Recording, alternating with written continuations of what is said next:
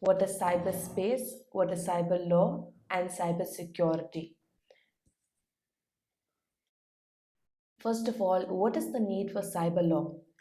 The modern thief can steal more with a computer than with a gun. Tomorrow's terrorist may be able to do more damage with a keyboard than with a bomb. So this statement was given by the National Research Council of USA, that computers are at risk, right? When back then, when we were all new to computers, or when computers was very strange to us, right? It was not the norm. Now it is very normal for us. Now we need to live with computers, cell phones, internet. But back then, when the whole computer system was initially developed or was in the process, we really didn't know what it could do, right?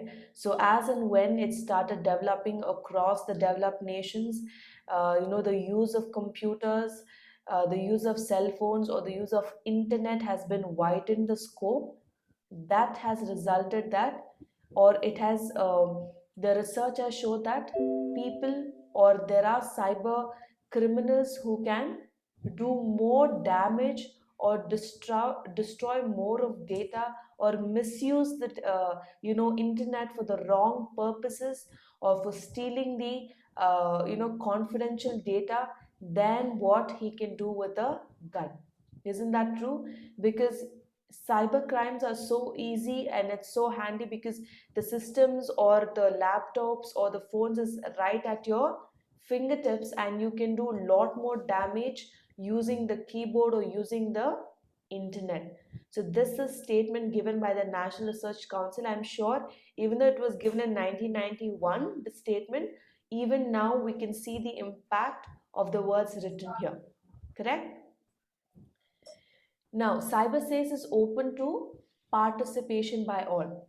Now, as we know, the cyberspace or this internet has no physical or geographical boundaries, or it has no age limit.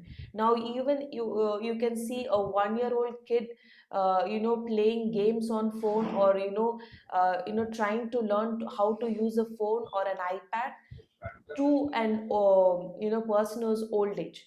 There's no age barrier, there is no color barrier, or there's no barriers at all. It is participated by everyone across the globe, right? So that increases the usage, and also the impact of the dangers on cyberspace.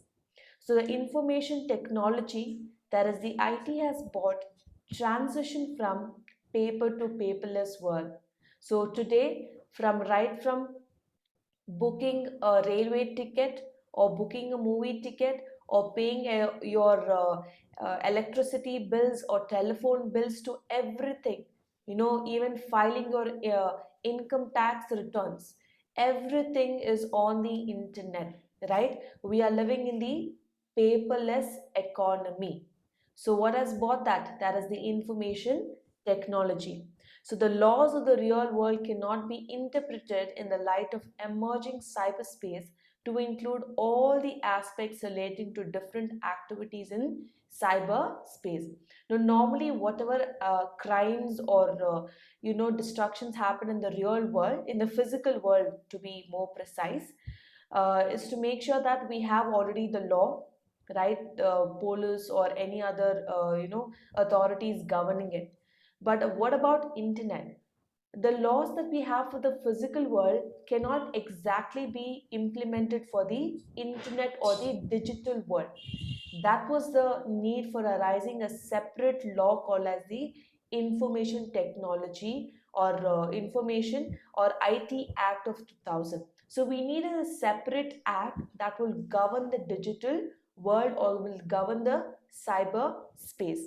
So internet requires an enabling and supportive legal infrastructure in tune with the times. What do you mean by in tune with the times? The law that we had in the year 2000, do you think we're going to follow the same law even in 2021? Definitely not, correct? Because we have so over the 20 years that the IT Act was established, there's so many things that have been advanced in terms of internet, in terms of usage, in terms of how many people are utilizing or making use of it. And especially during this entire pandemic or lockdown, we can see the internet usage, education is completely converted online. So that has raised the bars of even the law has to be updated, even the regulations have to be updated with the changing times. Yes or no? You cannot follow what you have written out in the law back 20 years. You need to keep updating the law also, because the crimes have been increasing in times. So India is becoming vulnerable in the digital world due to the combination of digital illiteracy and immaturity. Some people do not know how to use, or especially when you're having some banking transaction, if you're just missing a digit, or if you're logging into the a wrong website which looks very much genuine like a bank website, but it's a fake one, right? And you're not able enough to discern whether it's a genuine website or it is a fake one, so that also might lead to cyber crimes. So therefore there is a diverse barrage of cyber attacks, not just only in India, across the globe. If you can see the chart towards your right, you can see the chart is given using various countries on the globe. Now you can see there over India, in the blue shade, 3% of the cyber crimes across the globe belongs to our country. And we can see equally how other countries have been affected. Majorly, we see the USA.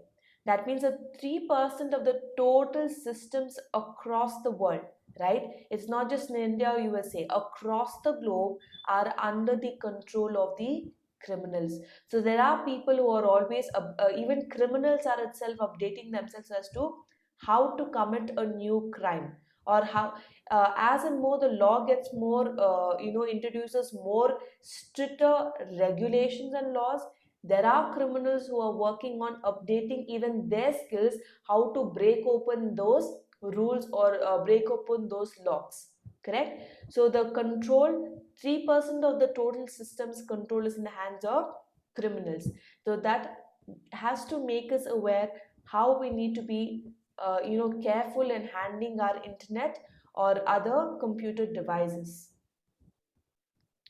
So Digital India sees 63.5% increase in cyber crime cases, shows data. The NCRB's data stated that it's almost 44,564 cases have been registered or reported in which year? Just the recent one, right? 2019, as compared to 2018, which has 28,248 cases. Now, where do you report a cyber crime? If you have come across, you report to NCRB.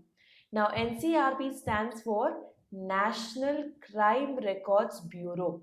Okay, where here any crime that you come across or you want to report or update to the cybercrime police, then you can inform it to NCRB. They are the institution or the authority that regulates the cyber space.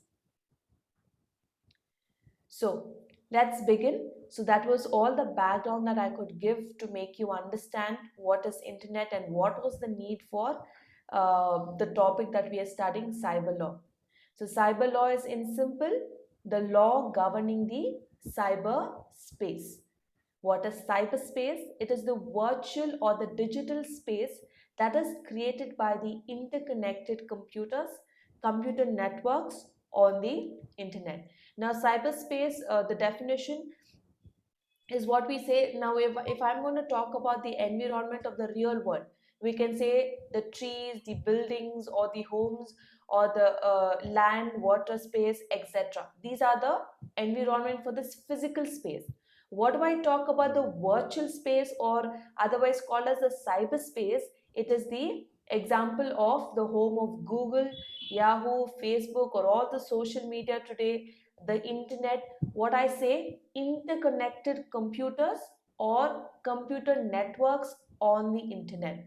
All these put together is called as digital world, or otherwise called as cyberspace. So cyber law is what governs or rules everything available or the environment on the internet. What is the definition of cyber law? It is defined under the Information Technology Act of 2002. Cyber law is the overall legal and the regulatory system that deals with internet, cyberspace, and the respective legal issues. So this law governs or takes care of all the regulatory systems or the rules and regulations with respect to what happens on the internet, how do I control it, the environment of cyberspace, and the respective legal issues. So it covers fairly broad area encompassing several subtopics including freedom of expression, access to and usage of internet and online privacy. So these are the broad areas where the cyber law can be applied to or used to. That is the freedom of expression, that is uh, we have the social media where we have opinions of everyone being posted on the internet, and we have access to or usage of internet, who can access internet, or the usage of internet is being recorded or is being monitored by the NCRB or by the IT Act of 2002 and the online privacy. So let's look at the objectives of cyber law. Number one is to create more awareness about the newly emerging kinds of cybercrime that impacts the digital world. So why do we need cyber law? What was the objective of establishing is to create awareness, because unless and until a case is being come across and you face it and you report it, only then the law or the IT Act or the NCRB authority can create awareness to the rest of the country or to the rest of the economy that so and so messages are being passed which is not genuine messages. Or let's say you all we all would have come across a lot of SMS messages that you have won or no your number, right, your mobile number has won a lottery, right? Just click on this link and that will lead you to the amount. You just have to enter your bank details. We all have come across such messages, yes or no? Now the cybercrime or this IT Act has to create awareness. Do not click on such links. Today on the website, maybe it can be Facebook or Instagram, we have certain websites offering products. Now so it is so common that we have used to online purchase, or what we call it as e-commerce, right? Buying and selling of goods and services online or using internet. We are so used to it that we have I just recently read that a person on the Facebook or Instagram, I don't know which social media, where it says selling products at 1 rupee or 5 rupees, I don't know, book free midday meals, something like that, some food product I believe.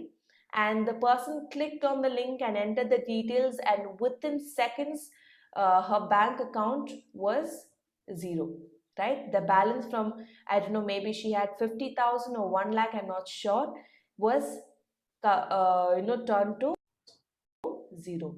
That means there is so much fraud out there on the internet. It is so important as a cyber law to create what? More awareness. So do not click on all the links that is provided on internet. It might seem very attractive, or you might say, let me just give a try. But the moment you enter the link or click on the link, it'll start connecting or it'll start collecting all your private data, right? From which place are you accessing the internet, right? Or you have a bank account, or you're already logged in another website, in the bank account details they can track everything. So that creates more awareness to all the others. So to identify the emerging cyber law trends that impact cyberspace, as I told, as the recent times, as in year by year the crimes are increasing, or the method of doing a particular crime is changing, even the law has to get more stronger, right? The security of cyberspace has to get more stronger. Number three, to identify the areas in cybercrime where cyber law needs to be further evolved. So maybe there are certain areas where the authorities didn't think it needs security. It needs cyber security, or let's say e-governance. Okay. So this law also identifies those areas which normally we do not think it needs e-governance, but right now it requires. Why? Because criminals have also utilized certain areas to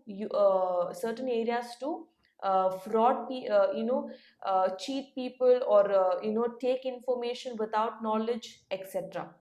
So to meet with the expectations and the needs of the digital, which means to say, as and when the digital world is getting advanced or developed, even the law has to get stronger, and the law has to start evolving in all the kinds of areas where there is a possibility of cyber crime. To work on the directions of creating an international network of cyber crime professionals, which could then be important in the future. So we also need to, as we are strengthening the more of physical police or physical security to safeguard people or environment, etc. Equally, we need to strengthen the cyber security. That means, so the fourth point, to work on the directions of creating an international network of cybercrime professionals, which could then be important in the future. As I told, if we are strengthening the physical police, or the physical security for people or environment, etc., it is equally important as we strengthen the network of cybercrime professions. We need people who can, what we call as ethical hacking, correct? Have you come across that concept? So in the same manner, we need professionals who can track down these crimes, or locate the crimes, or catch the criminals, or track down from where are they doing the fraud, or how can we catch them or track down their location, or the place of their crime, etc., right? So another objective of cyber law is to also create a group, or to create or strengthen the cyber security by having professionals on board. So these are the four different objectives of cyber law. Importance of cyber law. First thing, we should be able to track the cyber crime. Second, there is no jurisdictional boundaries. As I told, there's nothing called as physical or geographical boundaries for internet. Number three, increasing use of mobile and internet banking. Now, back then it was only using cash transactions, and now we have, and then later we have using check, correct? And then slowly we started using the internet banking, or mobile banking, and latest that we have all the payment apps, correct? It is just a click away at your mobile, using phone pay, google pay, or any kind of payment bank apps, that it is made so easy for the transaction. That has also raised the bar of risk of cybercrime. Number four, economic efficiency. Now, if there is a leakage of data, or if there is access to some bank's data, or how you can withdraw money without a person's notice, if this kind of crimes rises. So, so coming back, so these are the wonderful explanation given to us by the cyber law expert. Tracking of cybercrime, judicial boundaries, these are the mobile networking. These are all what we do in our day-to-day life, and how we have to face them, and what are the remedies that have to be done. This is the revision class for you, and it's a BCom student, as you have a wonderful explanation for this thing. Thank you very much. You are four in number. Thank you very much. I expect more and more students to come and join. Thank you very much for this.